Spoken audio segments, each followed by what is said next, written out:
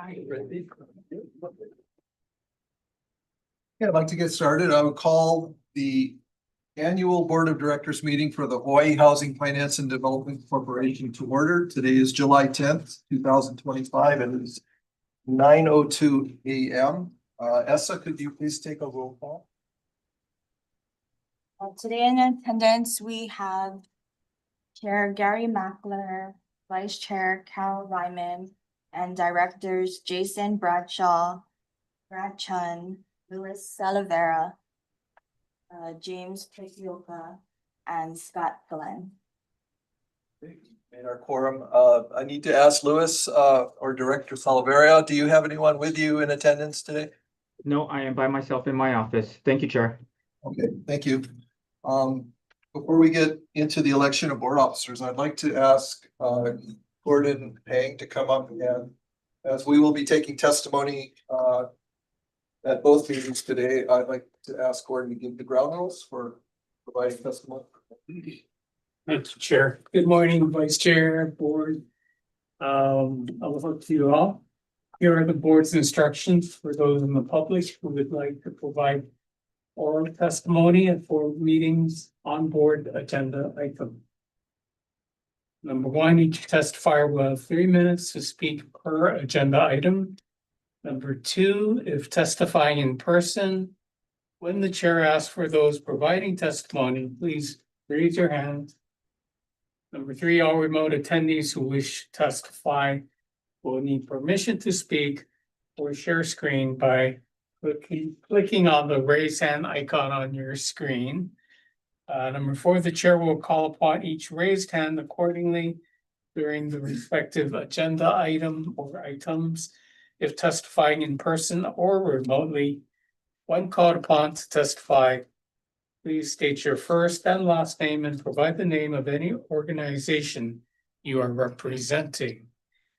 At the 3-minute mark, I will notify you and the audience. You will have 15 seconds to conclude your testimony.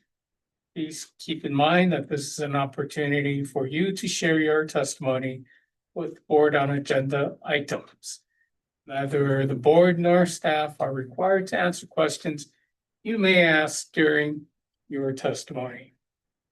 If you wish to submit written testimony, instructions for doing so are located on the first page of the agenda under the section titled Providing Submitting Testimony. This is from the Hawaii Revised Statutes, Chapter 92-3, and allows you the opportunity to submit data, views, or arguments on any agenda item. Thank you for your cooperation.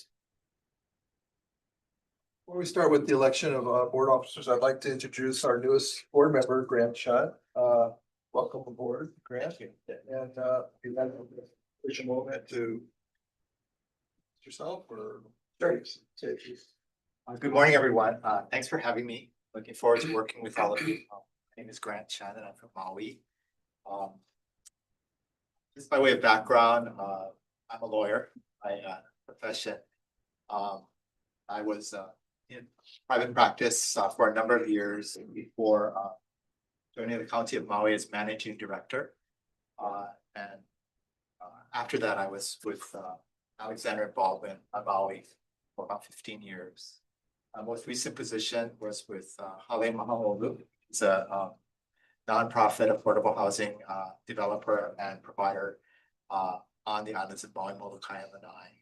I recently retired from that position 10 months ago. So again, looking forward to working with you all. Thank you. Yeah, I think, well, as we go into the election of board officers, what I will ask is for nominations for each officer's position, and then I will close nominations, and then we'll take a motion on whatever the slate ends in. Starting first with the chair, I will open nominations for board chair.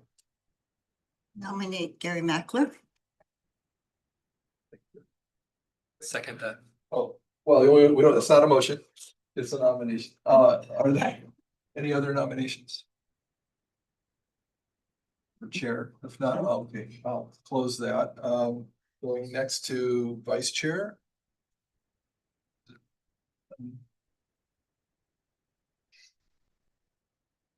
Nominate Carol Ryman. Any other nominations for vice chair? Hearing none, we'll close nominations for vice chair. Thank you, Carol. I assume you will agree to serve. Thank you. Okay. And then for board secretary, I will open nominations this time. Are there any nominations?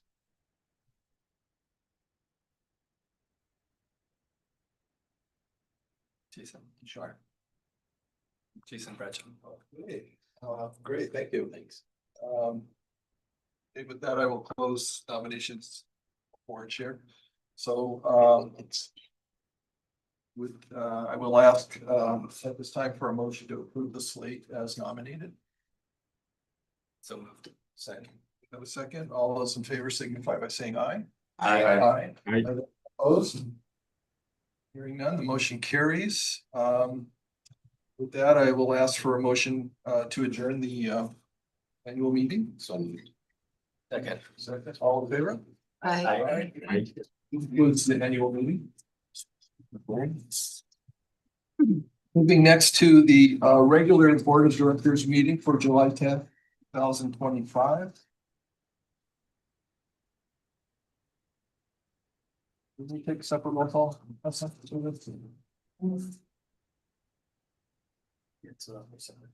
Yeah, I think we should. Okay, let's go ahead and do a roll call. For the regular meeting, we have Chair Gary Mackler, Vice Chair Cal Ryman, Secretary now Jason Bradshaw, and Directors Grant Chun, Don Mendez, sorry, Yeah. Grant Chun, Louis Salavera, James Tokioka, and Scott Glenn. We have a quorum. So with that, I'll go to section 2 of the agenda, which is the approval of minutes. First, the regular board meeting minutes of May 8th, 2025. So we have a motion. Do we have a second? Second. Second. Is there any discussion on the regular meeting minutes for our May 8th? If not, all those in favor to approve? Aye. Aye. Aye. Any opposed? Motion carries. Next, we have regular meeting minutes of June 12th, 2025. Is there a motion? We have a motion, and do we have a second? Second. You, any discussion? Hearing none, all those in favor of to approve? Aye. Aye. Any opposed? Hearing none, the motion carries. Item C, which is the executive session meeting minutes of June 12th, 2025. I think at this time, what I'll ask is to have ESSA distribute those to the board members. And I think what we'll do is give you an opportunity to review them and we'll take it up later in today's meeting agenda for approval.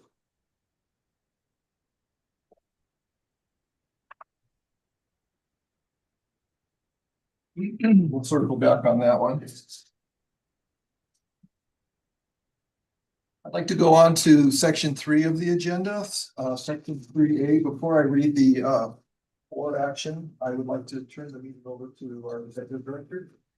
Yes, Chair, Directors, due to the recent passage and signing of Act 294, we recommend that approval or consideration be deferred for 1 month to give us time to work with the city council members to determine appropriate conditions for this project. Act 294 basically it restricts the council's ability to impose conditions on 201H project. So you see in your testimony that some council members have expressed concern about this project and their inability to impose conditions. So we will meet with the council members and hear what the recommendations are, bring them to the board. I'll note that they were consulted during the consultation period during the 20 application, but we'll follow up with them and hear what actual conditions are that they're recommending. Directors, any discussion on the recommendation for deferral? I'll ask. Let's see if there's discussion first.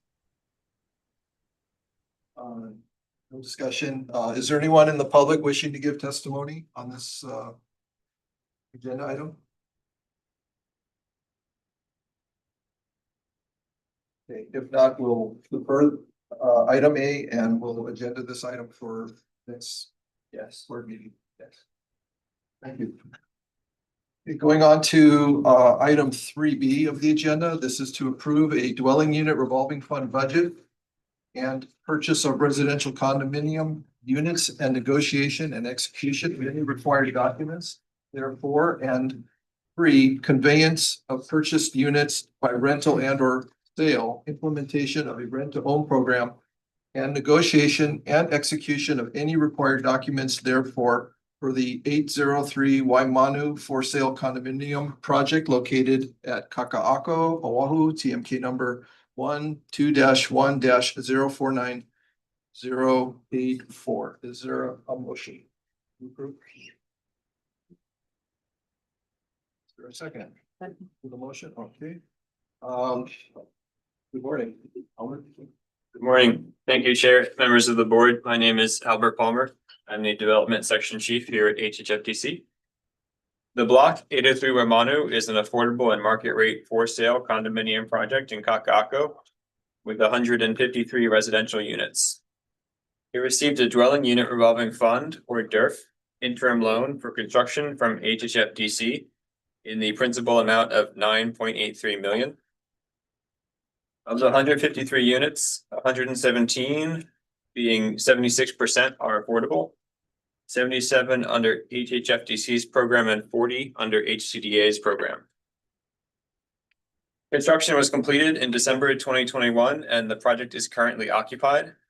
Approximately 83 units were sold shortly after completion. As of October 2022, approximately 70 remained unsold. As of today, approximately 48 are either unsold or uncontracted. Since the September 12th, 2024 for action, 12 more units have been sold and 1 more unit is in escrow. Of these, 2 are affordable HHFDC units and the other 11 are market units.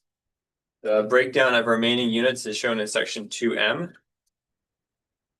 On July 14th, 2022, the board approved a decrease of the maximum qualifying income limits for the unsold HHFDC restricted units to 140% of the AMI, meaning area median income, without increasing the AMI levels used to determine the sales prices.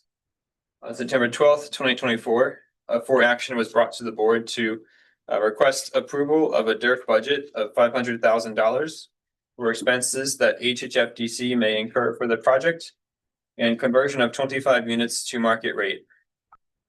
The board approved the DURF budget but modified the for action to allow the conversion of the 25 units to 140% AMI instead of market rate.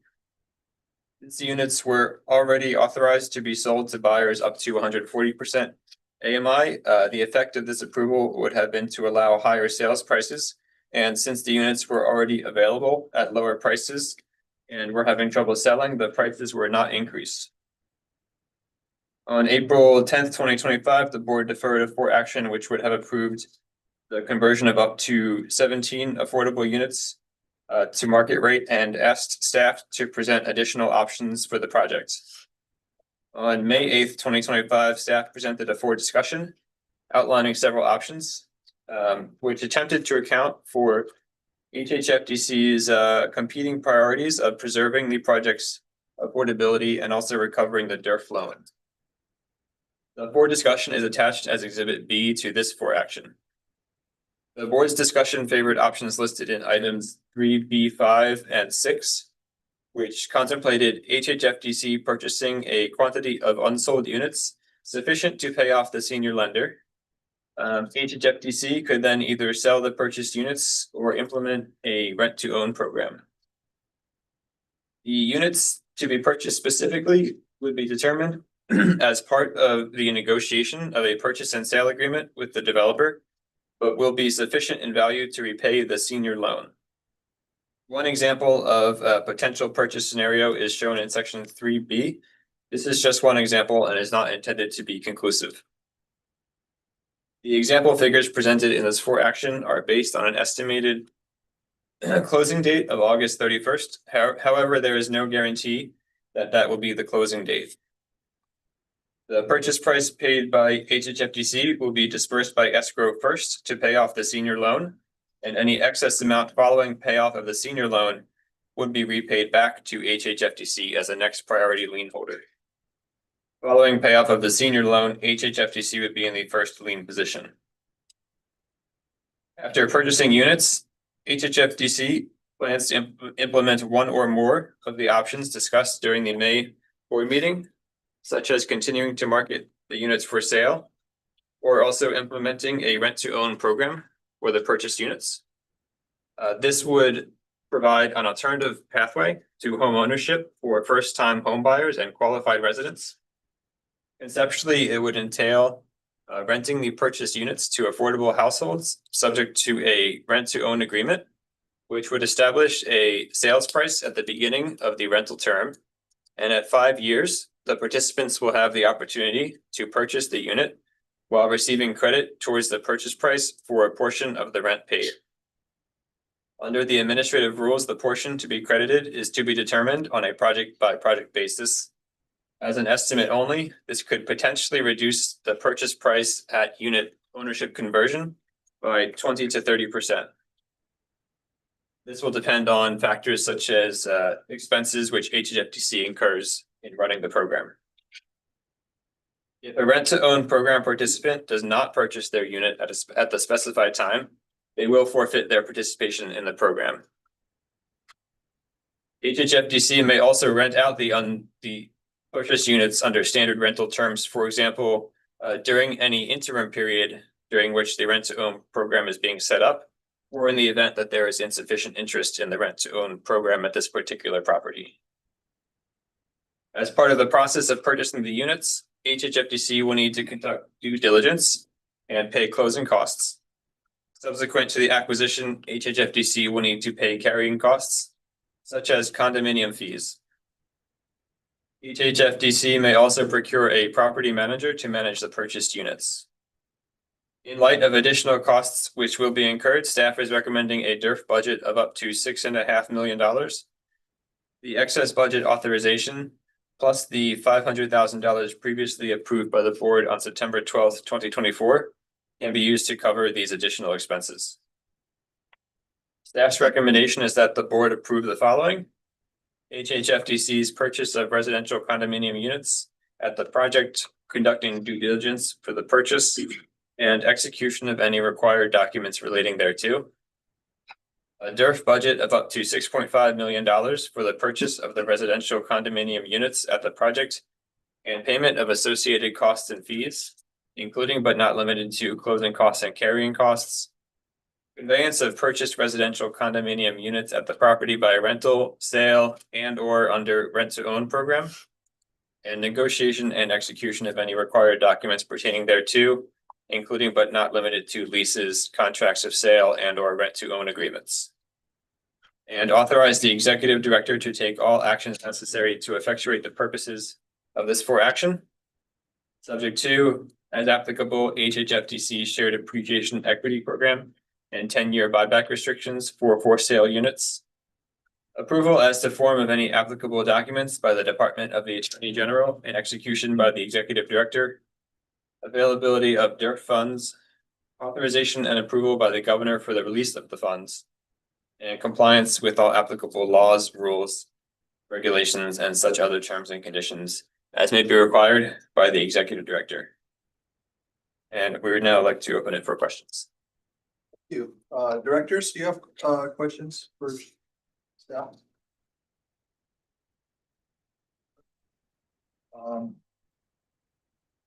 Okay, regarding due diligence of the association itself, my question is the developer still in control of the board? Yes, there. Yeah. At what point does that transition over, to the owners?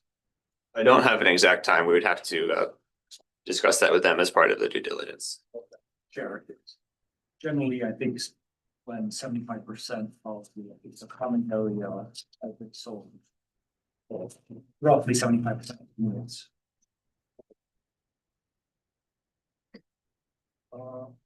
No questions for staff. I'd like to ask anyone in the public who would like to give testimony on this agenda item. This would be your opportunity. Do we have anyone? See, okay. With no further discussion, all those in favor of the motion signify by saying aye. Aye. Aye. Are there any opposed? Hearing none, the motion carries. Thank you. Next is agenda item 3C, which is to authorize the executive director to enter into a memorandum of agreement between the Hawaii Housing Finance and Development Corporation and the Hawaii Department of Transportation for cost sharing for the repaving of Papahe'i Place in Kuli'o'o, Oahu, TMK plat numbers 1-3-8-010 and 018. Your motion to authorize. And thank you. And we have a second. This time we'll turn it over to staff. Hello and good morning, Chair Mackler, Vice Chair Reman, Directors. I'm Randy Chu, Development Branch Chief at HHFDC. This morning, I respectfully submit to you for your consideration a for action to authorize the Executive Director to enter into a memorandum of agreement between HHFDC and the Hawaii Department of Transportation for cost sharing for the repaving of Papahe'i Place in Kuli'o'o, Oahu, Hawaii. As indicated on TMK plats number 1, 3, 8, 10, and 18. Following is a summary of the facts of the matter. In 1980, the Hawaii Housing Authority, predecessor agency to the Hawaii Housing Finance and Development Corporation, started the development of the Kauhale Aupuni o Kuli'o'o residential subdivision project in Kuli'o'o, Oahu, Hawaii. The 197 single-family development was completed in 1982. The construction of Papahe'i Place Road was included as part of the Kauhale Aupuni o Kuli'o'o project. Upon completion of the project, the Papahe'i Place Road was dedicated to the city and county of Honolulu. September 1986, horizontal ground movement in the Papahe'i Place roadway and adjacent homes were reported. In May 1989, 13 homes were repurchased and demolished in response to the ground movement. Papahe'i Place has experienced significant buckling in multiple locations and has become a safety issue for the residents that must use Papahe'i Place to access their properties. Act 230, Session Law of Hawaii 2024, appropriated $500,000 to HHFDC for the repaving of Papahe'i Place to address safety issues and community concerns. In 2024, HHFDC approached the City and County of Honolulu, the city, to offer the $500,000 appropriation in exchange for the city to perform the necessary repaving works on Papahe'i Place. The city indicated that they were not able to perform the repaving work due to workload issues and thus declined the funds. 2025, HHFDC approached the Hawaii Department of Transportation, HDOT, regarding the possibility of a cost-sharing arrangement whereby HDOT would design and repave Papahe'i Place and HHFDC would contribute up to the $500,000 appropriation towards the cost of the repaving work. HDOT agreed to enter into a memorandum of agreement for a cost-sharing arrangement where HDOT would utilize a consultant or their in-house staff to design and their contractors to perform the necessary repaving work, subject to the city's approval of the final repaving design. HDOT has indicated that they have secured permission from the city to perform the repaving work on Papahe'i Place. Based on the aforementioned facts and submitted for action, staff recommends that the HHFDC Board of Directors approve the following. A, authorize the Executive Director to enter into a memorandum of agreement between HHFDC and HDOT for cost sharing related to the repaving of Papahe'i Place located in Kuli'o'o, Oahu. And B, authorize the executive director to take all actions necessary to effectuate the purpose of this for action. Thank you for your consideration in this matter. I would be happy to answer any questions you may have regarding this for action. Randy, directors, any questions or discussion? What's the status on the releasing of the funds for it? We need to, after this, if this for action is approved, we will be requesting for release of the funds. Director Tokyo. I'm sorry, maybe this was brought up in previous meetings, but this is a city. Right, it was turned over to the city, the 197 units. Well, yes, the road, Papahehe Place was dedicated to the city. Or it's Well, I believe. Yes, if I may, if we can call up Representative Hashem, he was the one that sponsored the appropriation for the funds. Thank you very much. But I could question you. Okay, I'm here as my role as the representative, and this is my district. So what happened was, there was a, what was it? A slide, right? And it came out that it was an engineering defect. The HHFDC had to pay reconstruction and condemn those houses. And the agreement is, please correct me, staff. By the way, thank you for working on this. The agreement is HHFDC will go back and fix that area when the sliding stops. Correct. But the sliding, well, like any place in Hawaii, especially on the valley and the hillside, sliding never stops. So I appropriated $500,000, what, 2 years ago now? Yeah. To repave this road. This is only a Band-Aid fix because the bigger fix is actually $30+ million. That's supposed, what the real fix is to put up a retaining wall, try to really shore up that whole lane. But it's cheaper to just condemn the houses and buy the houses as they come up for sale, rather than go through the whole fix. So this is just a temporary fix for the road. The road is really bad. It looks like intentional speed bumps all over the place. It's really bad. And it hasn't been touched for 30+ years. So Director, we do have an agreement or commitment to the city that when the ground movement stops, that HHFDC will go in and reconstruct the road. So we actually have monitors in the roadway now monitoring ground movement, and ground movement hasn't stopped. It continuously moves. So our commitment to rebuild the road doesn't occur until the movement stops. So this is put in place. When the movement stops, then we'll do the road, because no sense we do the road while the. And it's gonna keep moving, right? Yeah, so it's not a permanent fix. It's a temporary fix, so that way people can get to their homes. Okay, and along that road is only 197 units. There's no other residents above that. No, this is like 20 units, 20 residents. It's a road for them to get to their homes. Thank you, Chair.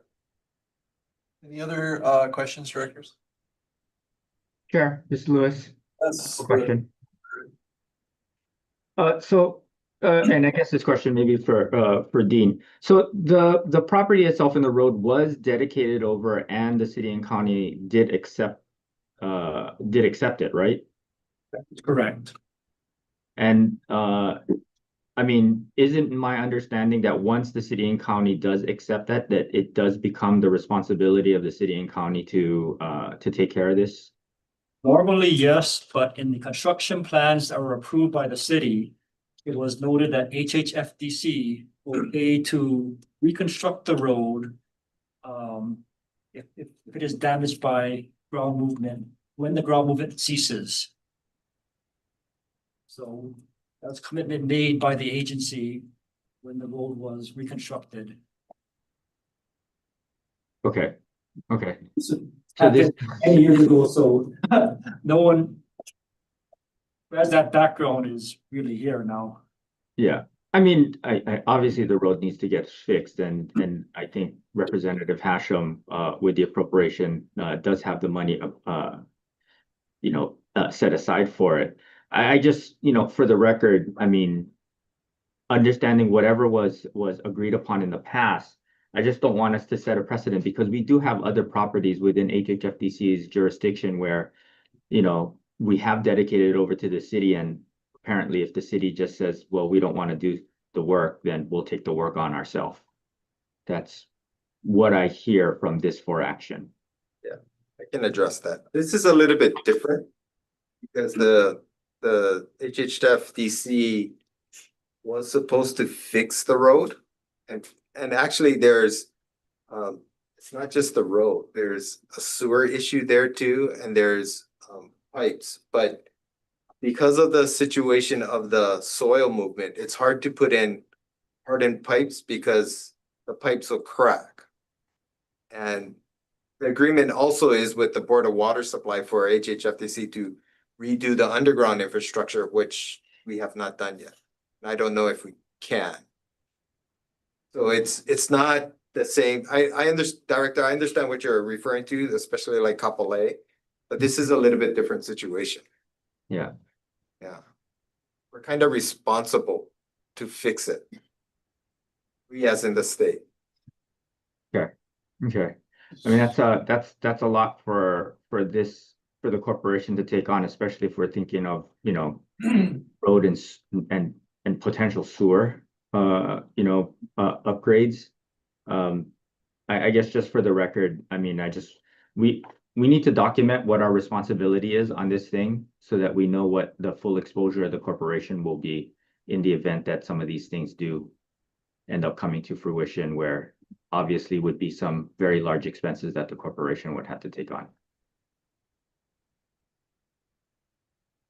Can I have a Oh, follow-up? absolutely. More comment than a question, but this was 1990 what? This 90? These, right? The development was established, that's completed in 1982. So ever since then, when we turned it over, the county was collecting property taxes. Correct. And I think that's the same thought that Director Salaveria and I are on, is that we're collecting the property taxes now, but we're stuck with this bill. I understand what the agreement says, but moving forward, because it sounds like this road and everything underneath it is not gonna stop moving. So what happens then? And I understand we need to make sure that the residents there can get to their house, but the city should be participating in cost sharing too, not just us. But they're taking it when they can get it, property tax. We're left with this old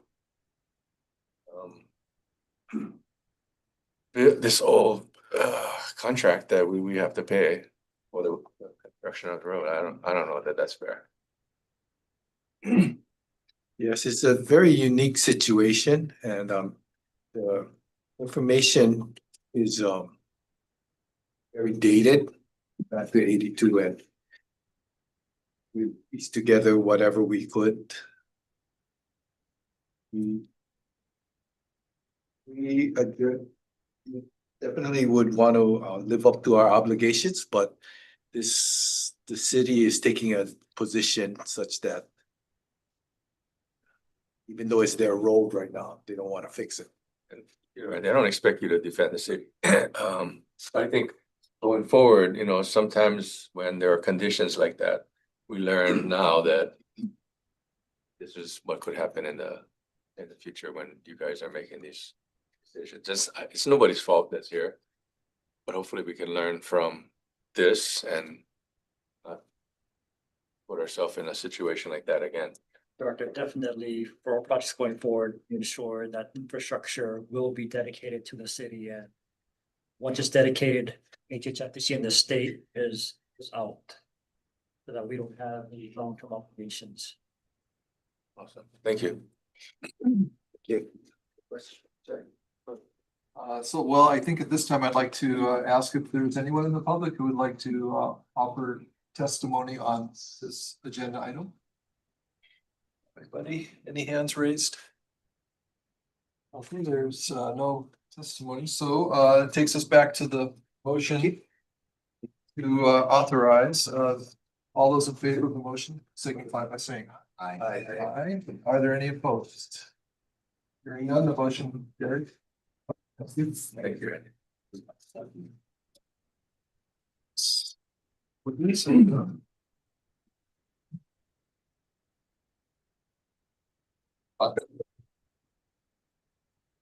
Okay, next up is agenda item 3D. This is to approve resolution number 213, which amends resolution number 207 by increasing the intended issuance amount of the Hulamin multifamily tax exempt revenue bonds, and 2, request from the awardee to increase the low income housing tax credits reservation for the Kuakini Heights apartments located in Kailua Kona, Hawaii, numbers number 37-5-003-007.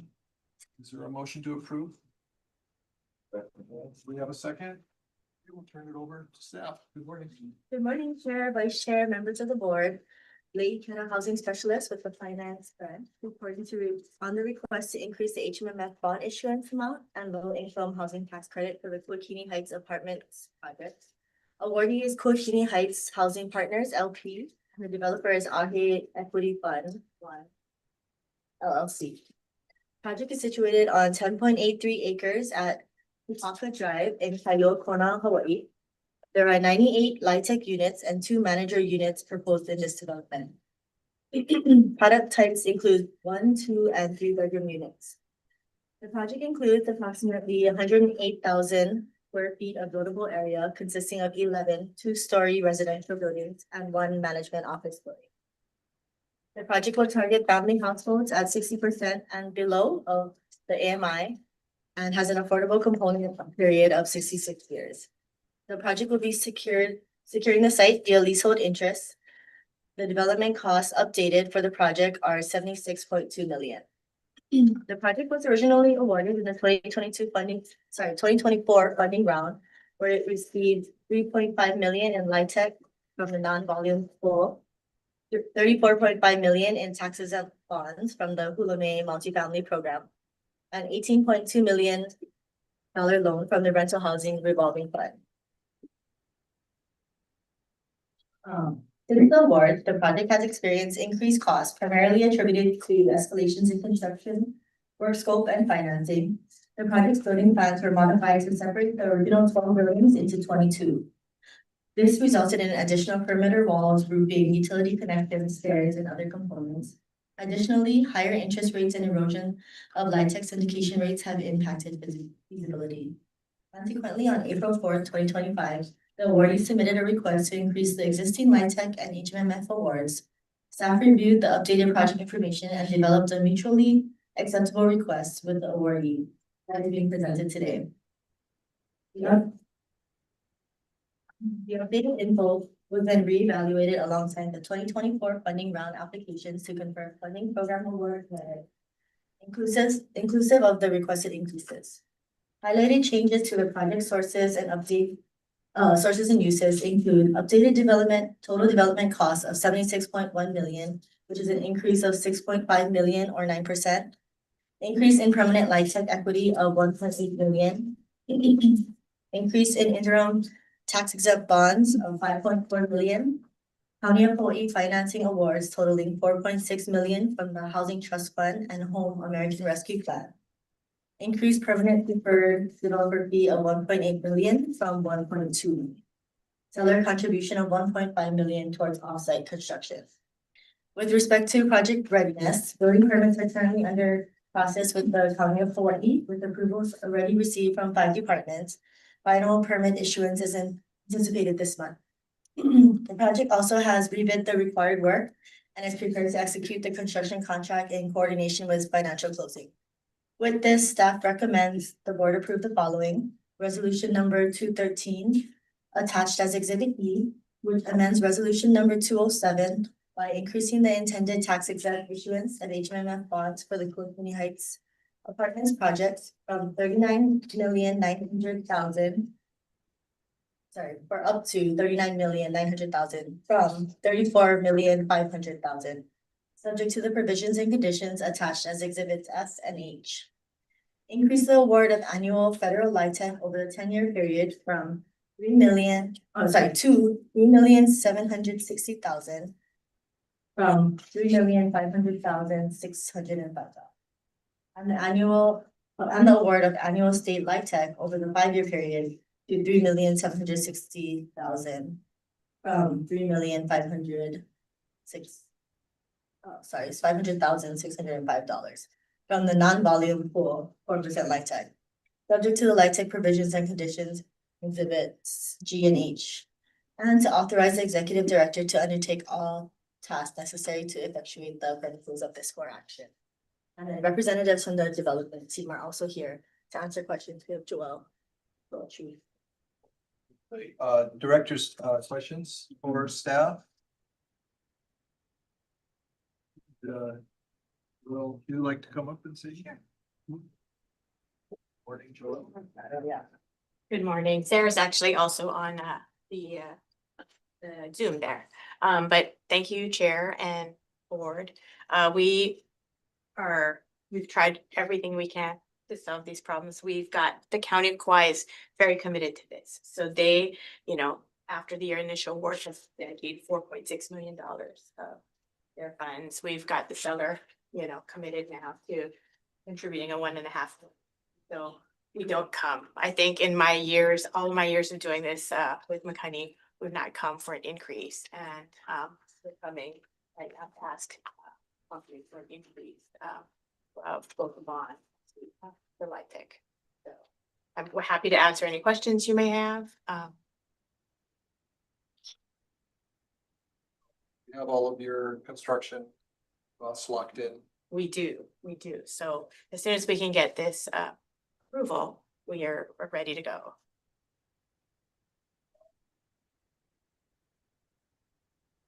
Further questions? Is there anyone in the public who would like to offer testimony on this agenda item?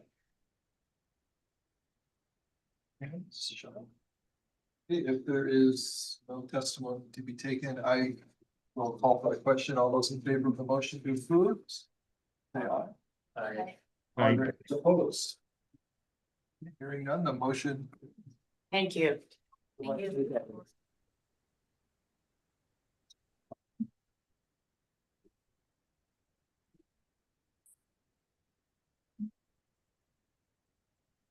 Moving on to agenda item 3E, this is to approve an award of federal and state low income housing tax credits from the state's 2025 volume cap to one Maluhia located in Kapolei, Oahu, TMK number 19-1-015081, and two Pealani Apartments located in Wailuku, Maui, TMK number 23-5 -001-063 CPR 006. Chair, Yes. because we referred item A for the Lima housing project. And the Marble Hill project is within that project. I recommend that we approve at this time only the Kehalani Apartments project, and next month we can consider the award for Marble Hill project.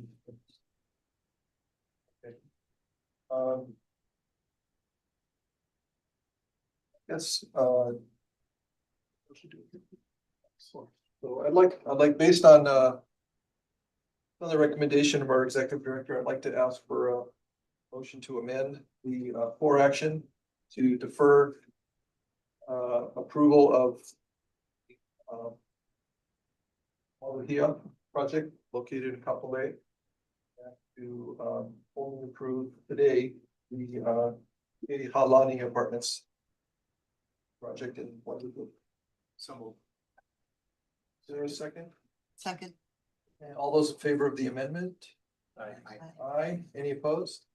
The amendment carries, and then as to the, well, I do need to, before we take action on the agenda item, ask if there's public testimony, or do we have staff to present on this this time, or is that not? If you'd like to come up. We can present, but are you asking for the testimony? This was deferred from last month, right? Correct, Yeah. sure.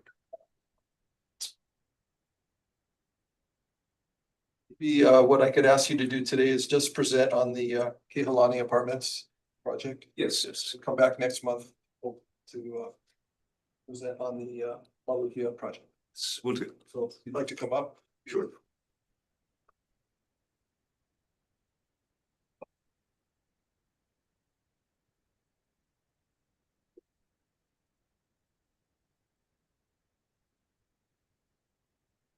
Aloha Chair Mackler, Vice Chair Ryman, sorry, did I pronounce it correctly?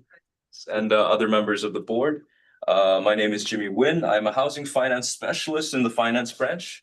Today, I'm also joined by my team members, Mike Doyle and Ryan Morita.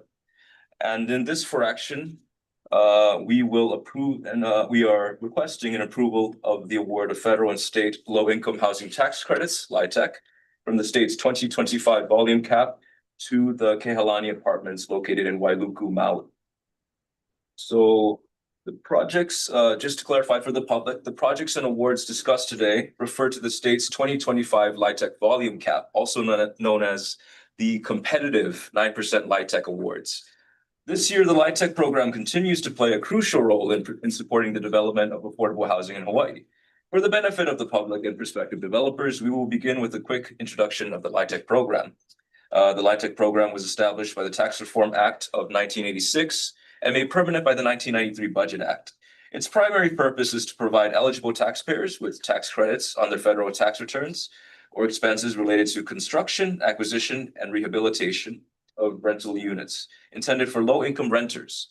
These credits are given in exchange for equity financing for affordable housing projects. The program has incentivized private developers to construct affordable housing. In Hawaii, the Hawaii Housing Finance and Development Corporation, or HHFDC, is responsible for allocating these credits.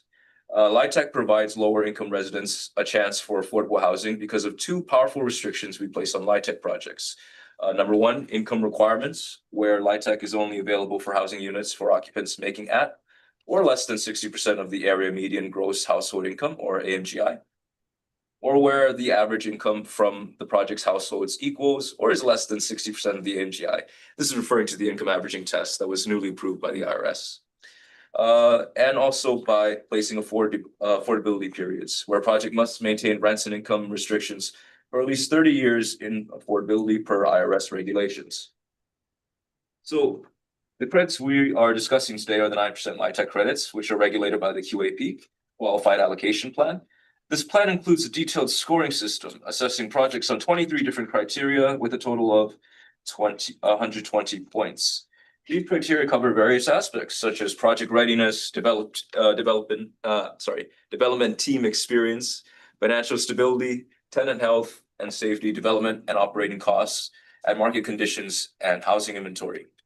Additionally, HHFDC considers other factors that may align with Hawaii's broader housing goals. This flexibility ensures that awarded projects can address the state's most pressing housing needs. Now, as detailed in the QAP, there are minimum threshold requirements that every applicant must adhere to. These ensure that the projects are feasible and aligned to our program goals. Now, failure to meet any of these thresholds disqualifies a project from receiving a LIHTC allocation. Now, going to this year's funding round, I'm very pleased to report that there have been no min-thresh failures.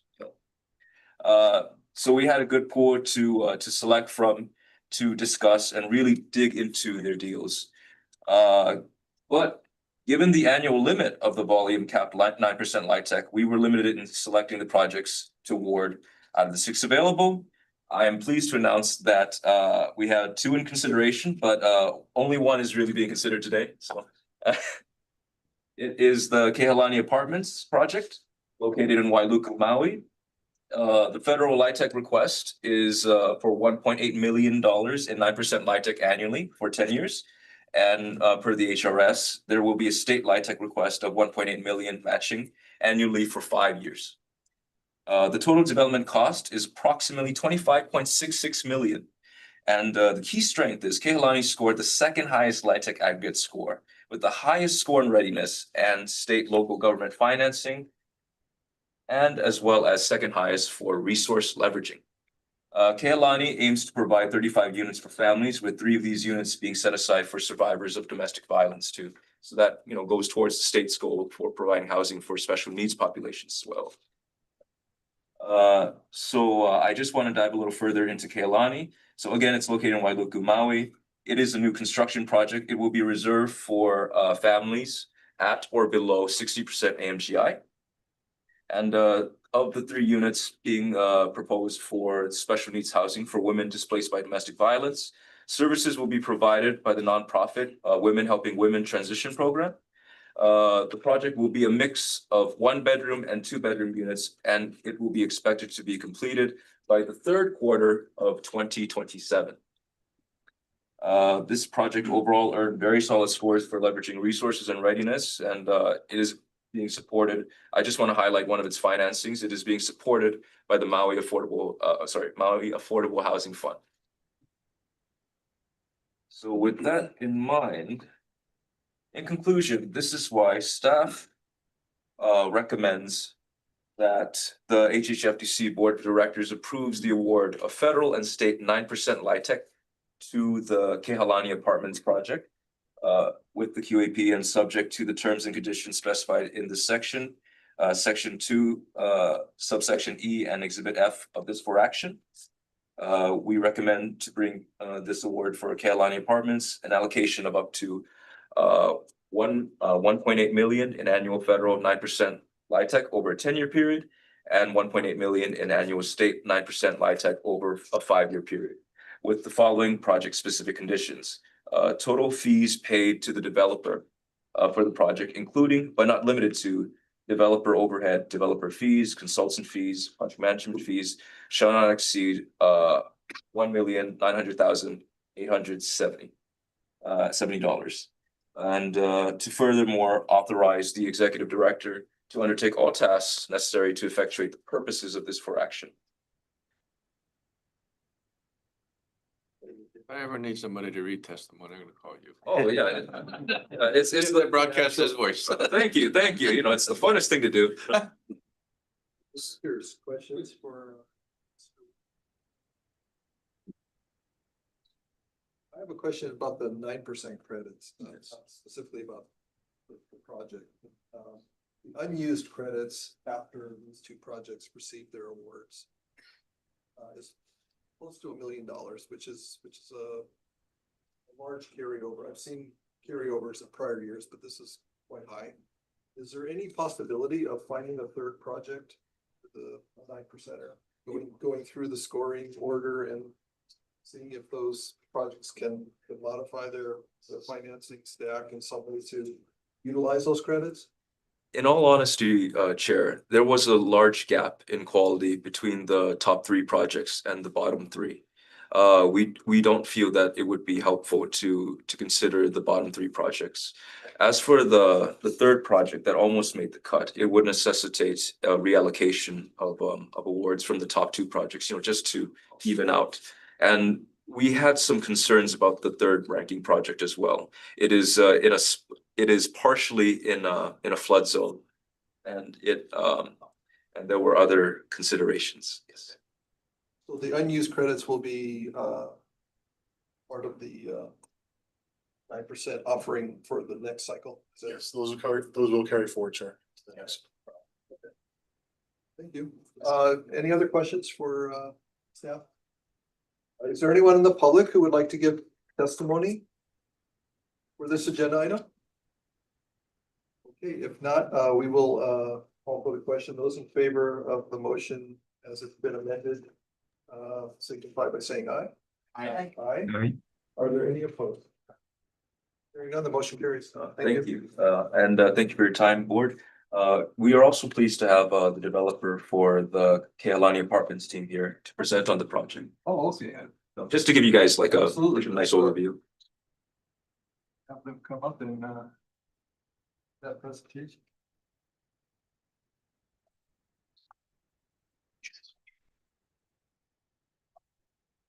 Turn around.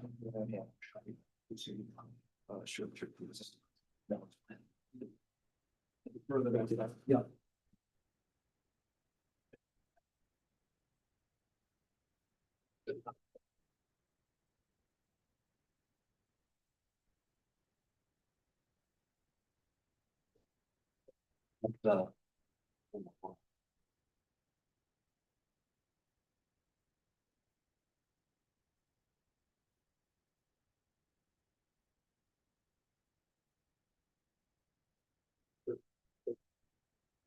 Morning, Chair, Vice Chair, Directors. Thank you for the time this morning and for your consideration of Kailani Apartments. I'm Jack Dowling, joined by Liz Chard to represent the applicant Kailani Affordable LLC on our project, which seeks to deliver 35 affordable family-oriented rental units in Central Maui. Thanks. So this project is being done in partnership between Equity Company Inc., Maui-based real estate development firm, Hawaii Assisted Housing Inc., a Hawaii nonprofit focused on low-income housing. Collectively, our firms have 60 years of development experience and a shared passion and mission for delivering affordable housing here in the state. Also on our project team is Ava Goldman and Associates, represented by Liz, coupled with Mark Development Inc. as our third-party property manager. So to give you a sense of where the project is located, if you flip to page 3. Thank you. Parcel is shaded there in green. It's a 1 acre vacant underutilized infill parcel located within Kailani Village as part of the broader Kailani Master Plan community. It sits within walking distance to Foodland and other daily needs retail such as CVS, Walgreens, and other sites. Next slide, please. To put it in context of the larger area, the property is kind of small, but starred there in the center of that radius circle. It is situated, Kailani Village Center is situated along the Kailani Highway, one of the main thoroughfares in central Maui. It's a short quarter-mile from the local bus stop. Within a 2-mile radius of 9 school facilities and a short 5-minute drive to Wailuku Town and major private and government employment centers, including Maui Memorial and County Building. And what we really sought to do with this project is provide essential workforce with in-town affordability so that families can live, shop, work in town with and minimize the cost commute burdens. Next slide. We can, for the sake of time, kind of gloss over this, but this just puts into context where the parcel shaded in green is relative to the broader master plan. DCI serves as the master developer for Kailani since 2013. And this provides a quick, page 6 provides a quick overview of the project itself. So it's a single 3-story garden walk-up building consisting of 35 1, 2, and 3-bedroom units. As Jimmy mentioned, all units are affordable to households making 60% AMI and below, with 30 of those units affordable to households making 50% AMGI and below. There'll be the 3-unit set aside for women displaced by domestic violence, with Women Helping Women offering those social services. The affordability period is 61 years. Project cost is $25.6 million. We are requesting $1.8 million in annual tax credits coupled with $522,000 in rental housing revolving funds. Jimmy alluded to, we think that Kailani Apartments is one of the most shovel-ready affordable housing developments on Maui. In terms of entitlements and permits, it's zoned as right for multifamily. In February, HHFDC approved the EA exemption notice. We submitted for grading and building permit applications in January, with fees being waived and review being prioritized. From a offsite infrastructure standpoint, county offsites are ready to service the project. Utilities are stubbed and there are no additional offsites required.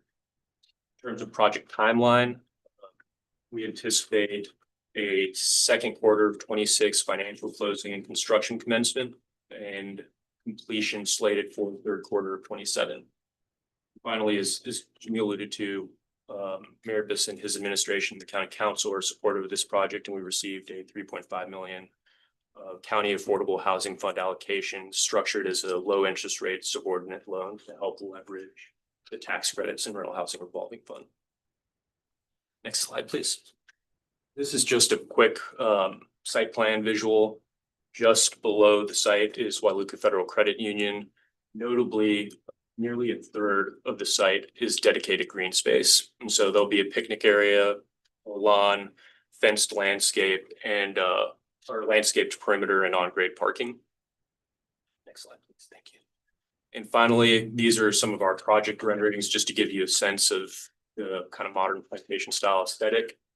And ultimately, we sought to kind of design with durability, sustainability, and maintaining local character. That's all I have. Thank you all for the time and consideration this morning. Great. Thank you for the presentation.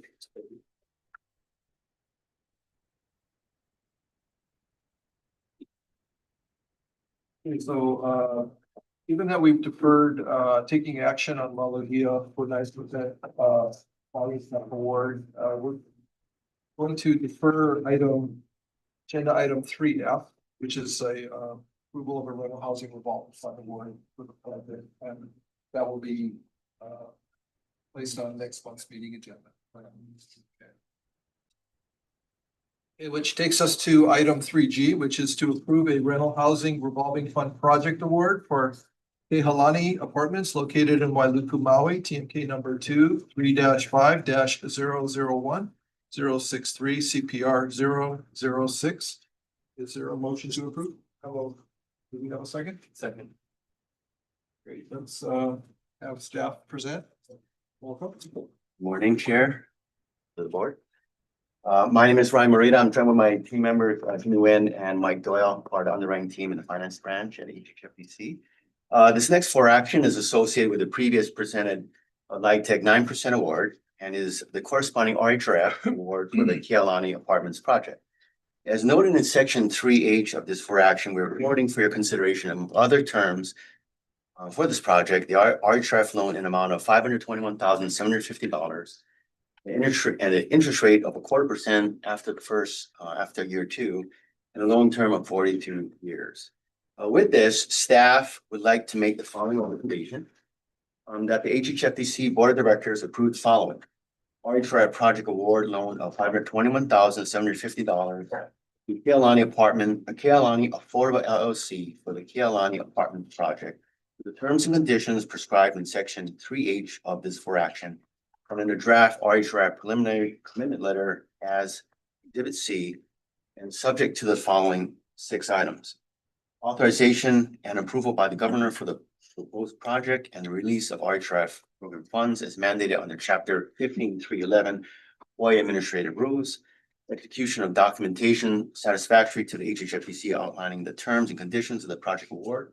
The document shall specify the standard terms and conditions as required to meet all statutory requirements for the RHR program and the specific terms and conditions that are applicable to the applicant's request for project award fund. Number 3, completion of all documentation necessary and required to secure the release of RHR funds. 4, certification of the applicant to comply with all applicable statutory and program requirements included but not limited to Chapter 343, 103D, and 104, and Statute 103-50, or revised statutes, as they may relate to the use of state funds. Number 5, total fees paid to developer for the project included but not limited to developer overhead, developer fees, consultant fees, and project management fees do not exceed the amount indicated in the applicant's consolidated application and in this for action. Number 6, availability of RHRF program funds. Last but not least, authorize the executive director to undertake all tasks necessary to effectuate the purposes of this direction. The applicant is also available to answer any questions. Directors, do you have any questions for staff or the developer? Chair, I have a question. Director Salaveria. Thank you, Chair. I don't know if it's in here, but I mean, I know it's a small award. After this award, what's going to be the current uncommitted balance of the rental housing revolving fund at this point in time?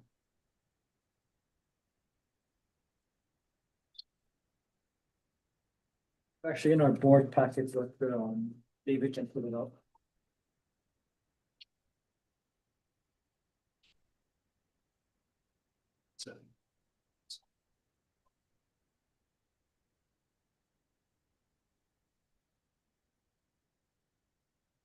$396 million. 396 million uncommitted. Okay.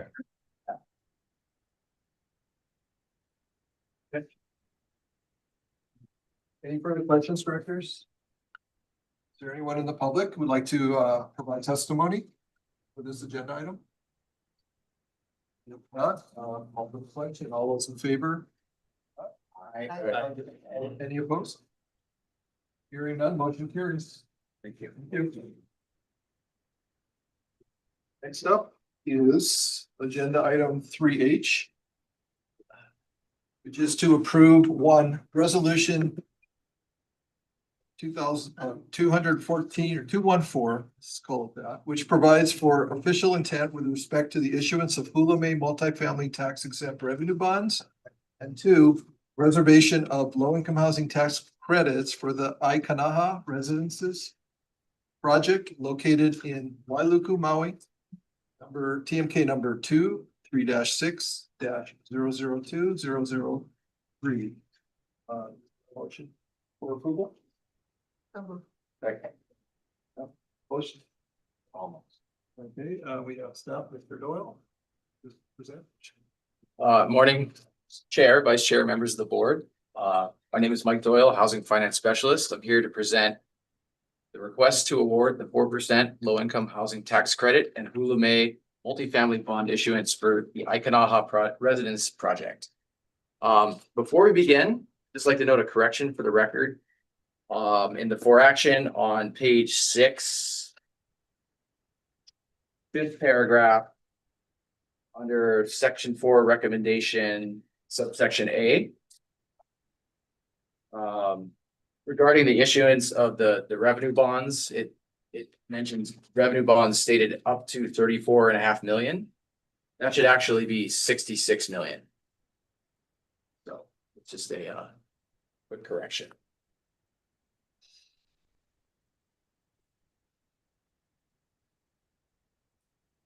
Okay. So for this recommendation, the applicant is Aikanaha Partners LP. The developer is Pacific Development Group. Project is situated on 9.9 acres off Honoapi'ilani Highway in Wailuku, Maui. There are 210 LIHTC units and 2 manager units. Product types include studio, 1, 2, and 3 bedroom units. The project consists of 10 buildings, 6 3-story residential buildings, 2 community buildings, and 2 pool houses. The project will target families at 60% and below of the area median income and has a perpetual affordability commitment period. Total development costs for the project are estimated at $125 million. The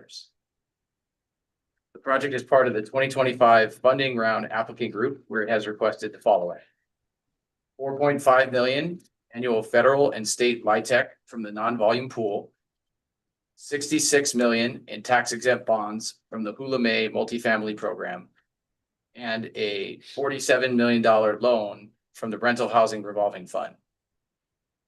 Also, I'd like to note that the development team worked with staff to reduce the original RHRF request by 1.3 million, helping to preserve valuable state financial resources. So the original request was for 48.3 million for the RHRF, and we worked them. They were able to find a way to get it down to 47. Additional permanent capital resources for the project includes 2 million in deferred developer fee and 14 million in loans from the County of Maui Affordable Housing Fund. After reviewing the project application for completeness and minimum threshold requirements and scoring it competitively for HMMF and RHRF, staff determined that Aikanaha Residence Project was meritorious for an award.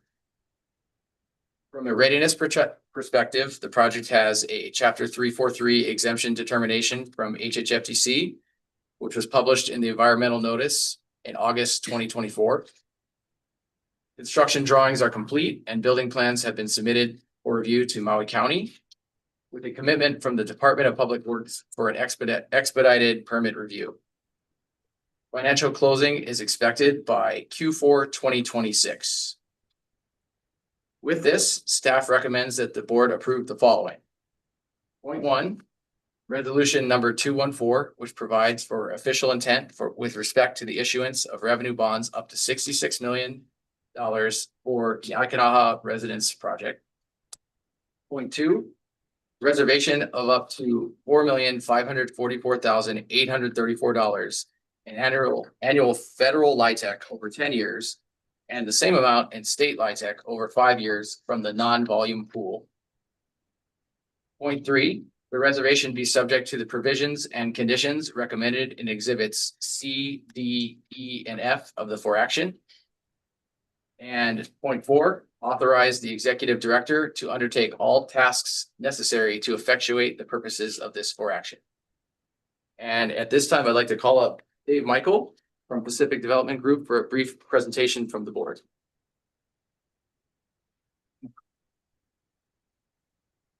Good morning. Thank you for consideration of our project today. It's good to be here finally.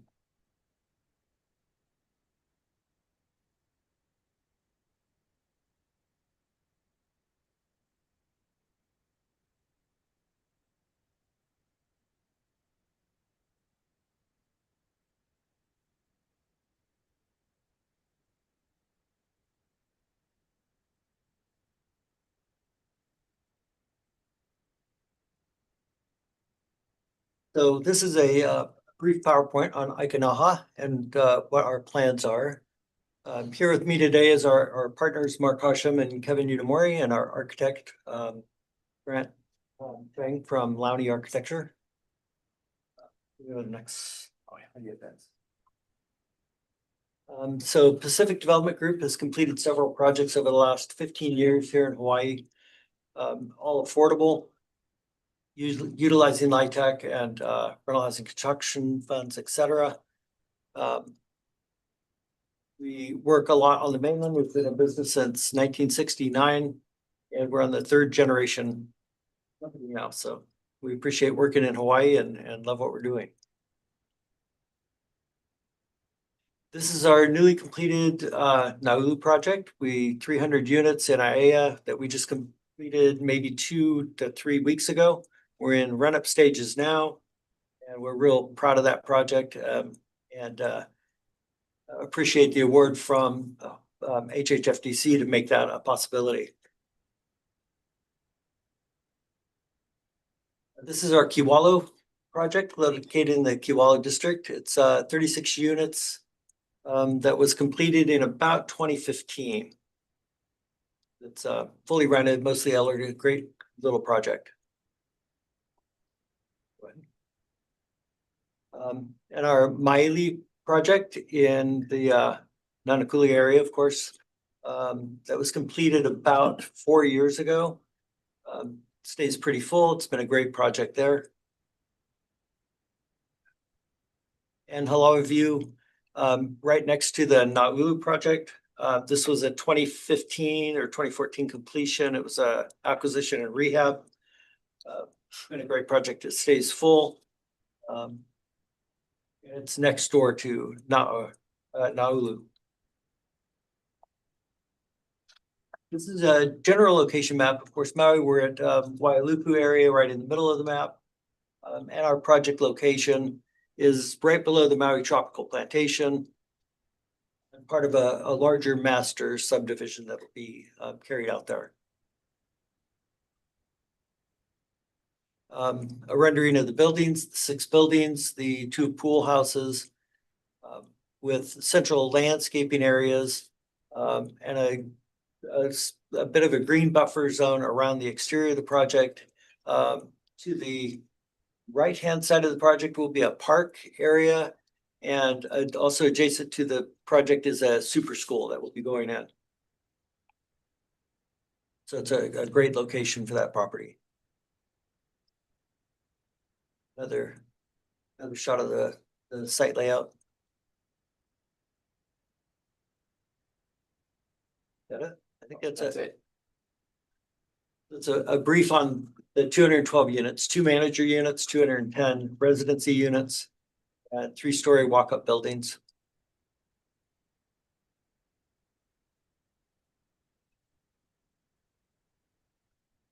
Thank you for the presentation. Directors, questions? I just have one question. It's regarding the building permit issuance. You mentioned that building and grading permit applications went into the county back in February. Yes. And looking at your milestones, that building permits the third quarter of 2026, is that because of the subdivision first, or is it? Seems a ways off to me, that's what. It is a ways. We're expecting more in about 12 months for building permit issuance, and that's in conjunction with the subdivision schedule as well. I have a question. Do you have a traffic plan? Because I know that area is quite congested with a lot of housing, schools. There is an overall traffic plan that the sellers are completing, that have worked on, that's being done for the highway as well as interior roadways. I think there's going to be a turn lane there, a slow down lane, So turn off. and it'll be a signalized intersection. Isn't there's a signal? It is a signalized intersection being Right. right there, yeah, at Maui Tropical Plantation, yeah. While you're here, is there anyone from the public who would like to give testimony for this agenda item? It's been kind of quiet today. If not, the directors, do you have any additional questions? So with that, I'll call for the question. All those in favor to approve the board action, signify by saying aye. Aye. Aye. Are there any opposed? Hearing none, motion carries. Thank you. Good luck. Thank you. You're gonna put a mural on this one. Beautiful. We will do plan on doing that, yes, with Kamea at our, yeah. And our signature on our properties.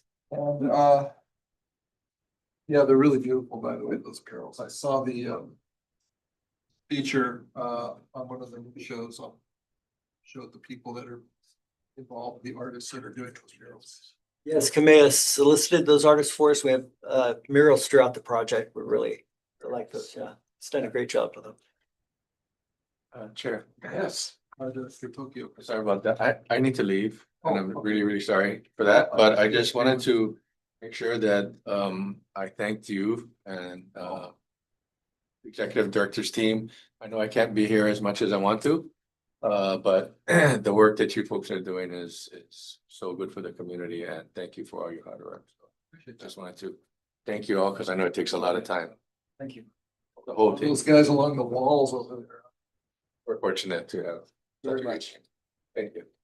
Thanks so much. Okay, so don't go too far. We have one more kind of a companion thing here. This is item 3I. This is to approve the rental housing revolving fund project award for the Aikanaha Residences project located in Wailuku, Maui. TMK number 23-6-002003. Your motion to approve. Second. Okay. Back to you, Mike. Thank you, Chair. This is the corresponding RHRF award for the same project. Aikanaha Residences in the previous for action. As mentioned, the project was part of the 2025 funding round where it requested various resources, including a $47 million loan from the Rental Housing Revolving Fund. Staff reviewed the project's application minimum threshold requirements, scored the project under the RHRF criteria, deemed it meritorious for an award. With this, staff recommends that the board approve the following. An RHRF award, project award loan of $47,058,236 to Aikanaha Partners LP for the Aikanaha Residences project, with the terms and conditions prescribed in the board action. And furthermore, subject to the following. Point 1, authorization and approval by the governor for the proposed project and release of RHRF program funds as mandated under Chapter 15-311 Hawaii Administrative Rules. Point 2, execution of documentation satisfactory to the HHFDC outlining the terms and conditions of the project award. The document shall specify the standard and specific terms and conditions as required to meet all statutory requirements of the RHRF program. Point 3. Completion of all documentation necessary and required to secure the release of RHRF funds. Point 4. Certification of the applicant to comply with all applicable statutory and program requirements as they may relate to the use of state funds. Point 5. Total fees paid to the developer for the project, including but not limited to developer overhead, developer fees, consultant fees, and project management fees shall not exceed the amounts indicated in the applicant's consolidated application and in the foreaction. Point 6, availability of RHRF program funds. And finally, to authorize the executive director to undertake all tasks necessary to effectuate the purposes of this foreaction. Thank you. Directors, any questions? Not, anyone, is there anyone in the public who would like to, give testimony for this agenda item? Hearing none, all those in favor of the motion to approve signify by saying aye. Aye. Aye. Are there any opposed? Hearing none, motion carries. Thank you. Thank you. And before we go on to the last item under section 3 of the agenda, I'd like to take a final. For a quick final. Yeah, it's just like.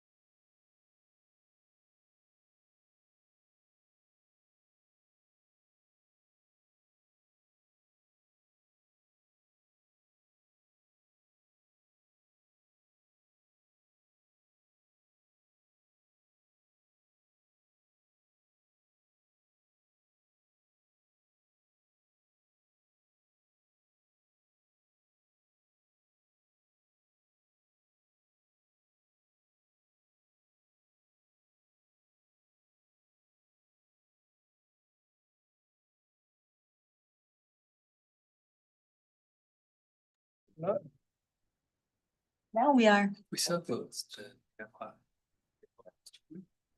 Louis is there, yeah. So, we are back from our break. Since we have five, directors, we still are carrying a quorum. I'm going to, take up approval, going back up to, item under section 2 of the agenda, item C, executive session meeting minutes of June 12th, 2025. I'd like to, ask for a motion to approve the executive session meeting minutes. So moved. And is there a second? So move, Chair. Okay, thank you. Any discussion? Actually, we probably can't. All right, all those in favor, to approve the executive session meeting minutes signify by saying aye. Aye. Aye. Any opposed? Hearing none, the motion carries, so we're gonna retrieve those for.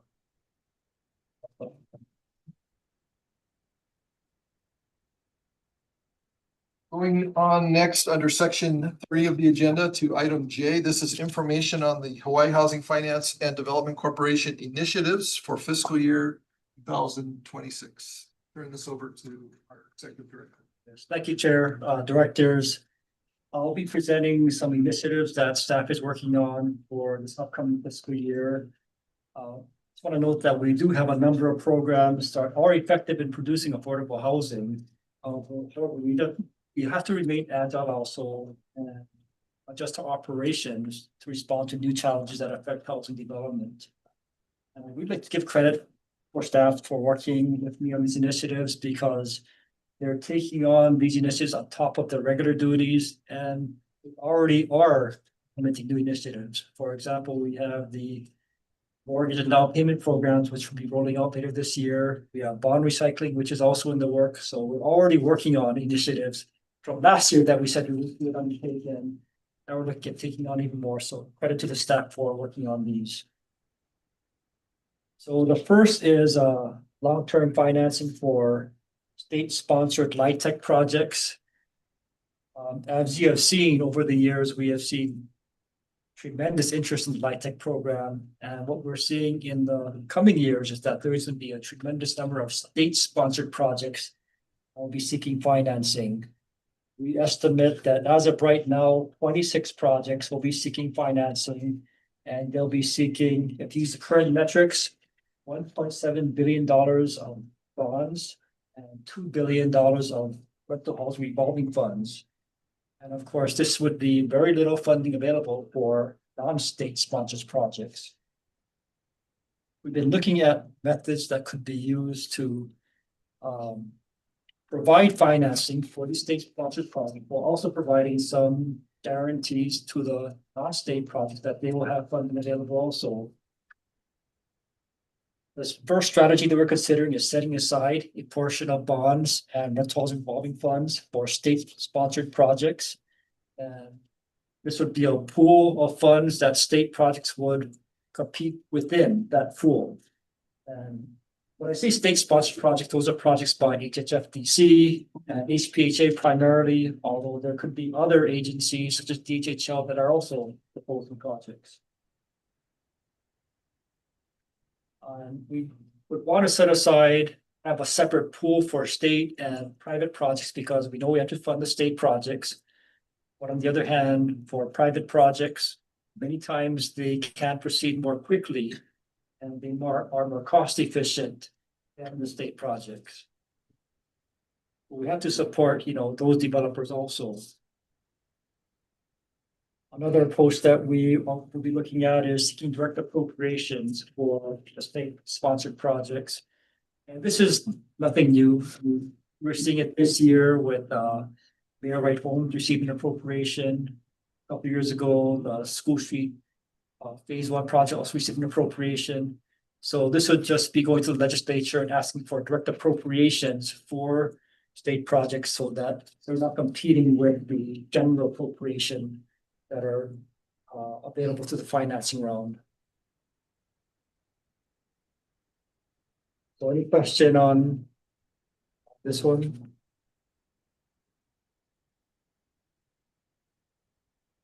Second is syncing the consolidated application process with the legislature. And this is due to the magnitude of funding that we'll be requesting in the coming years. Some legislators have asked us if we could identify what magnitude of funding that we need and for which projects so that we can justify to them why we're seeking these hundreds of millions of dollars. And that is a reasonable request. So currently, our applications, we are received in February, but they're not fully vetted until June. And of course, this is after the legislative cycle ends. The budget is being prepared.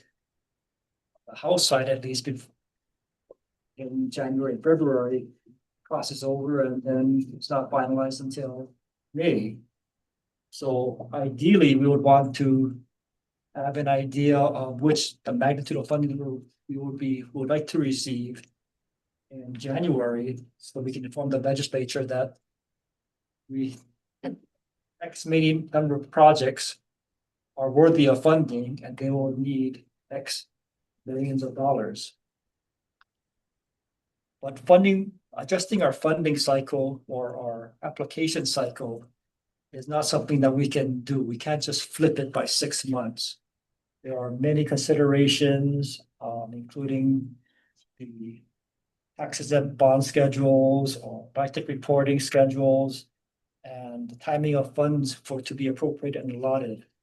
So this would be a multi-year effort, maybe starting next year, where we will move the cycle by 1 or 2 months each year with the goal of maybe 3 or 4 years, being in a position where cycle starts in, say, June or July. We have applications vetted by January.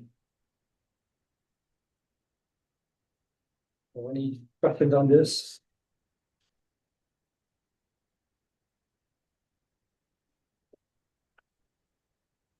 Third is alternative financing models for state housing projects.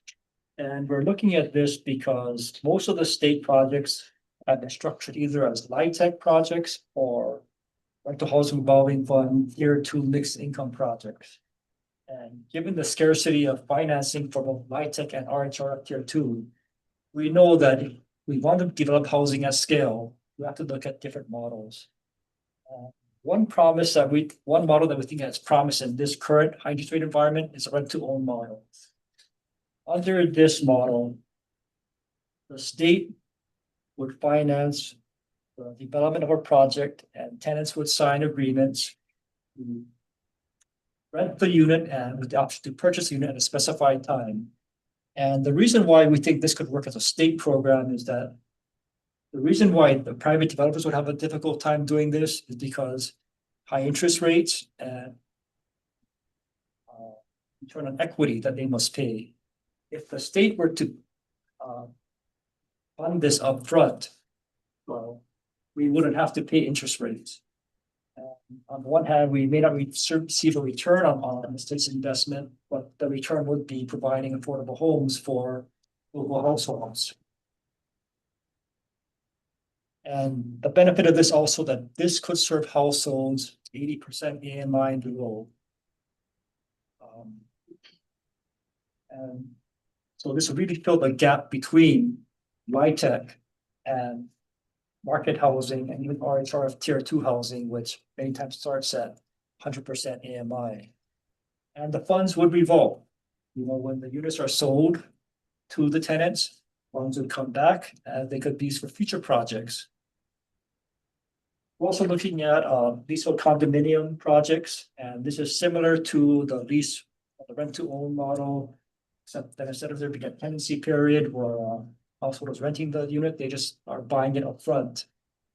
And while this is feasible, in the current high interest rate environment, it really works primarily for higher income households who can afford to purchase a unit up front. With interest rates being at 6.5% right now, that really is households above the 130% AMI. So it doesn't fill the gap between the 60% to say 120% AMI that. If interest rates come down, then this might be a good model also for households that say 120% AMI and above. But the challenge of any kind of for sale product is that with our high construction costs, even if the state were part of the financing, it still requires quite a high income level to qualify for a mortgage to purchase the unit. Any question on this? For the for sale regulations, we're looking into means that promote long-term affordability of for sale units that also will be accepted by home buyers. Presently, our for sale projects are governed by the 10-year buyback and shared appreciation restrictions. If we wanted to just promote affordability through longer buyback periods, that would probably face pushback from both home buyers and developers, because home buyers would feel that they are locked into their unit for a longer period of time. Developers would also have concerns about the saleability and marketability of their units. So what we're looking at, what we're considering is an alternative replacing the whole buyback shared appreciation structure with tying the sales price, the resale price of affordable units to an index, which would be based on appreciation of the broader real estate market. So the restriction will remain in place as long as the project is in service, so would not go away. But home buyers would gain equity over time each year. And ideally, the equity that they gain would be the same as what a market unit would receive. So from the buyer's perspective, they're receiving equity the same rate as any other home buyer out there.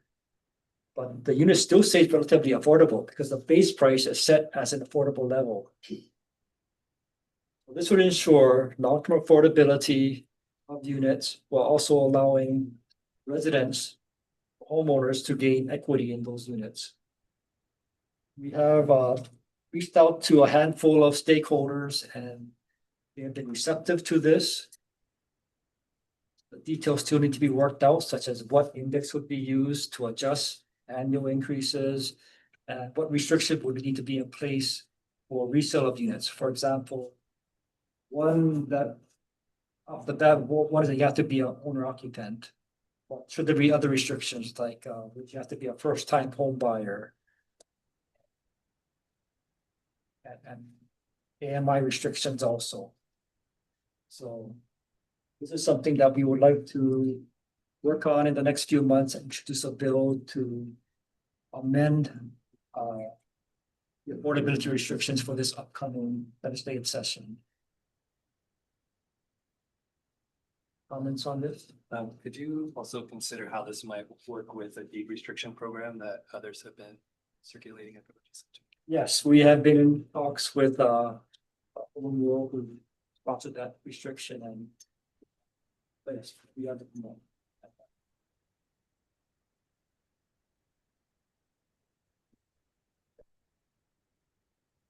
With respect to permanent supportive housing, this is defined as housing that combines services for special needs populations to allow them to live stable, productive lives. And these populations could include persons with disabilities, elderly, recently incarcerated, homeless, as well as victims of domestic violence. And this is different from emergency or temporary housing, where the housing and services are provided more on a temporary basis. The challenge of permanent supportive housing is that it involves multiple agencies and funding streams that are spread across multiple agencies and nonprofits. So it's hard to bring everyone together on a collective project.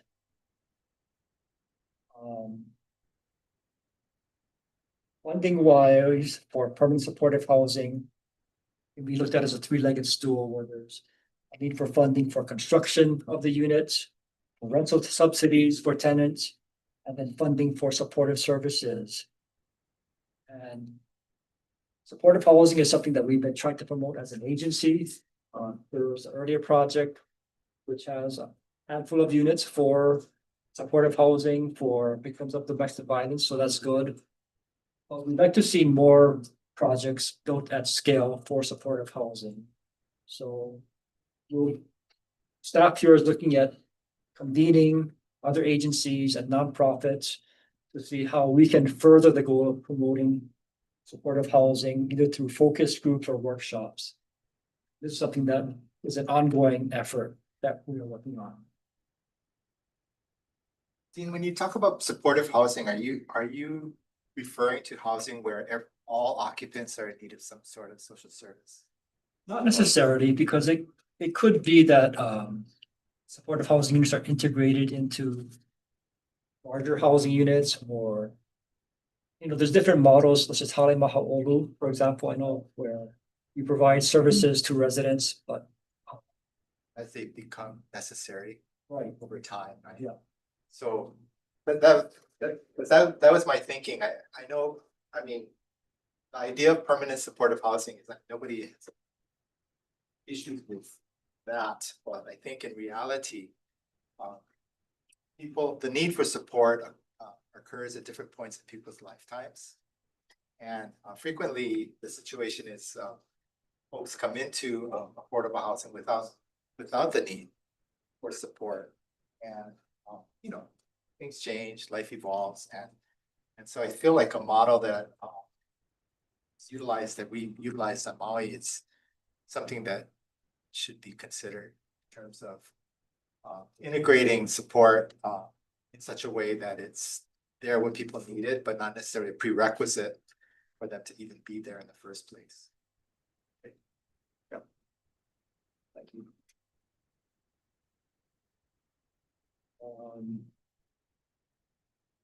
For property acquisitions, we are looking to acquiring properties that have infrastructure or that are underutilized. And the intent of this is to expedite the production of affordable housing. While the state does have considerable land holdings, much of those lands do not have infrastructure. So the intent is to look at properties that have the potential to produce affordable housing units quickly. And we're giving the highest consideration to properties and urban locations that can promote transit-oriented development, and also that can be leveraged to develop adjacent state lands. We're working with a broker who is informing us of properties that may be available. And we're also planning to issue an RFP to secure a developer to also help us vet properties, also help us with the planning, design, and eventual development and operational projects. And of course, any acquisition will be brought to the board for approval. And last is the government employee housing program. Act 168 establishes the government employee housing program in HHFDC. And the program's objective is to reduce the resignation and out-migration of state employees and fill critical labor needs throughout state government. As the first step in implementing this program, we'll be conducting a housing needs survey of all state employees. The RFP to secure a consultant or a vendor to issue the RFP is underway.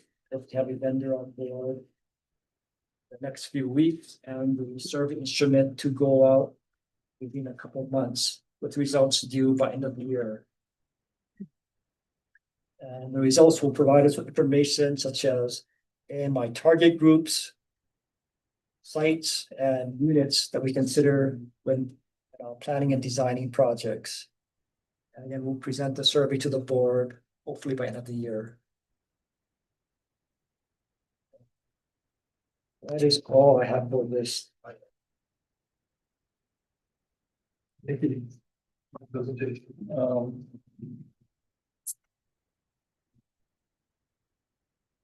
At this point, we'll move on. If you have a report today, go on to section 4 of the agenda.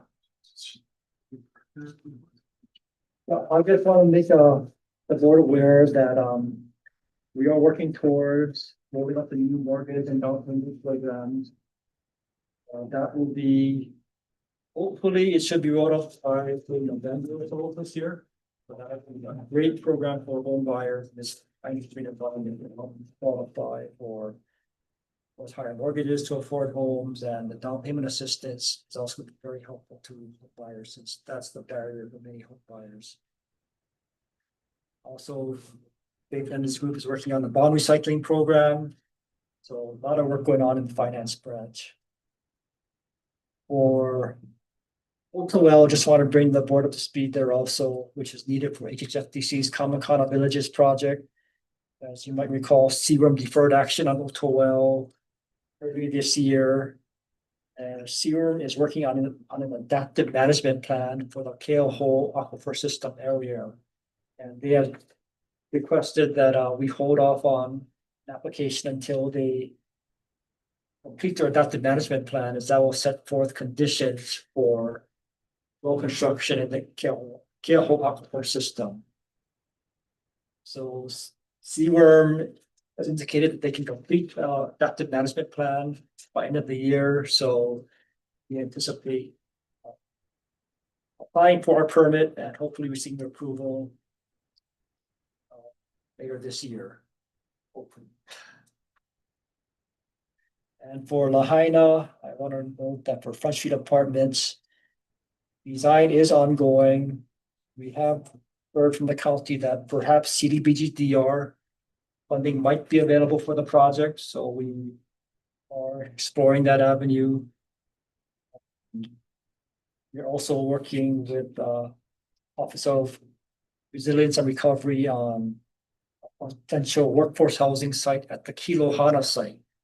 That's a FEMA site at Lealii that we're leasing that site to FEMA. They built their modular units there, but when they exit the property, that site will be available for workforce housing development. So we are looking at a conceptual site plan for a workforce housing development that we could build there, potentially with CDBG-DR funding also. That is our report. Any questions for our executive director? Thank you for the report, Dean. That brings us to adjournment. Is there a motion to adjourn? So moved. I think someone will say something. All in favor? Aye. Thank you, everyone. Thank you, Chair. Thank you, everyone. Thank you. Thanks, Liz.